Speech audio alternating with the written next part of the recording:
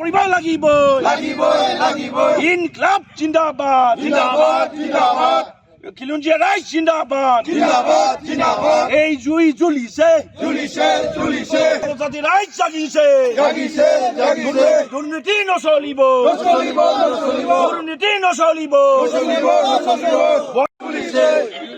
দুৰ্নীতিগ্ৰস্ত বিষয়া ধ্ৰুৱ দত্তক গ্ৰেপ্তাৰ কৰিব লাগিবই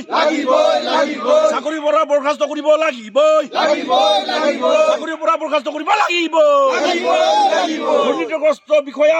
ধ্ৰুৱ দত্তক গ্ৰেপ্তাৰ কৰিব লাগিব চাকৰিৰ পৰা বৰখাস্ত কৰিব লাগিব গ্ৰেপ্তাৰ কৰিব লাগিব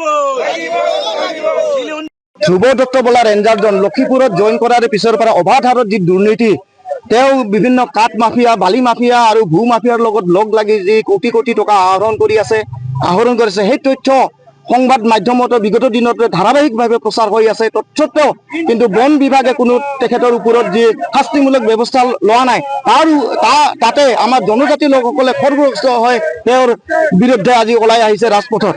আমি আমাৰ হাতত তথ্য পৰা মতে লক্ষীপুৰ অঞ্চলত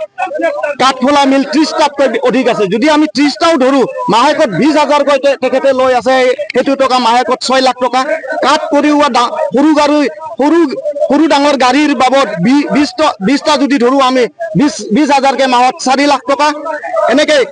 পাৱাৰ পাম্প যিটো বালি উঠোৱা মেচিন সেইটো 20-30টা চলি আছে সেইটো 20টাও যদি ধৰো আমি মাহেকত 20,000কে 4 লাখ টকা তেনেকৈ মাটি আৰু বালি কৰিওৱা যিটো ট্ৰেক্টৰৰ দৌৰাত্ম ট্ৰেক্টৰৰ বাবদ সিহঁতে 8,000কে লয় যদি আমি 50টাও ধৰো তেতিয়াহ'লে 4 লাখ টকা আৰু জেচিবি 30টাৰ ওপৰত জেচিবি লক্ষীপুৰত মাটিৰ খনন চলাই আছে এইটো 30টা যদি আমি ধৰো মাহেকত 30,000কে তেতিয়াহ'লে 9 লাখ টকা এইটো লুট তেতিয়াহ'লে মাহেকত তেখেতে 27 লাখৰ ওপৰত অবৈধভাৱে ধন সংগ্ৰহ কৰি আছে আৰু বছৰকত এইটো হিচাপ কৰিলে 3,24 লাখ টকা হৈ গৈ তেখেতে 3 বছৰত তেনেহ'লে চিন্তা কৰক 12 কোটিতকৈ ওপৰত দুৰ্নীতি কৰি টকা আহৰণ কৰিছে আমি নাজানো এই টকা গোৱালপাৰা DFO অফিচতে ভাগ পায় নে অৰণ্য ভৱনলৈকে সেই টকা যায় যাৰ কাৰণে দুৰ্নীতিগ্ৰস্ত ৰেঞ্জাৰ ধ্ৰুৱ দত্তক ইমান সংবাদ মাধ্যমত বাতৰি সম্প্ৰচাৰ হোৱাৰ পিছতো তেখেতৰ ওপৰত কোনো ব্যৱস্থামূলক শাস্তি আজিলৈকে লোৱা নাই আমি এইকাৰণে মাননীয় অসমৰ মুখ্যমন্ত্ৰী ডক্টৰ হিমন্ত বিশ্ব ডাঙৰীয়াক আহ্বান জনাব বিচাৰিছো তেখেতৰ ওপৰত আমাৰ জনজাতি ৰাইজসকলৰ আস্থা আৰু বিশ্বাস এতিয়াও আছে তেখেতে অনতিপলমে ধ্ৰুৱ দত্তৰ এগেইনষ্টত আয়কৰ বিভাগৰ দ্বাৰা তদন্ত কৰক তেখেতৰ সম্পত্তি বাজেয়াপ্ত কৰক তেখেতক CM ভিজিলেন্সৰ দ্বাৰা তেখেতক তদন্ত কৰক যদি উচিত আমি দিয়া তথ্যখিনি যদি সঠিক বুলি প্ৰমাণিত হয় তেখেতক অনতিপলমে চাকৰিৰ পৰা বৰখাস্ত আৰু তেখেতক জেলৰ পৰা উলিয়াব নোৱাৰাকে গ্ৰেপ্তাৰ কৰক তেতিয়াহে আমি মাননীয় মুখ্যমন্ত্ৰী হিমন্ত বিশ্ব শৰ্মা ডাঙৰীয়াৰ যি চৰকাৰৰ যি দুৰ্নীতিৰ বিৰুদ্ধে শূন্য সহনশীলতা সেইটো আমি ৰাইজে ফিল্ডত দেখা পাম নহ'লে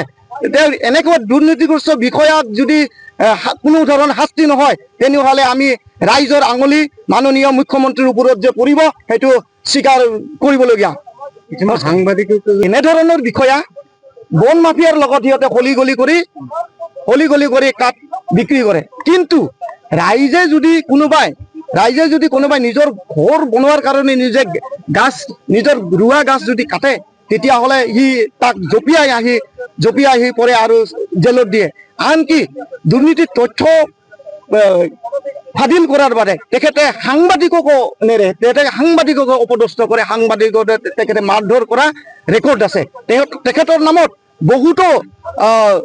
এজাহাৰ দাখিল হৈছে যিকোনো খবৰৰ বাবে যোগাযোগ কৰক 7099017330 লগতে 7099017110 নম্বৰত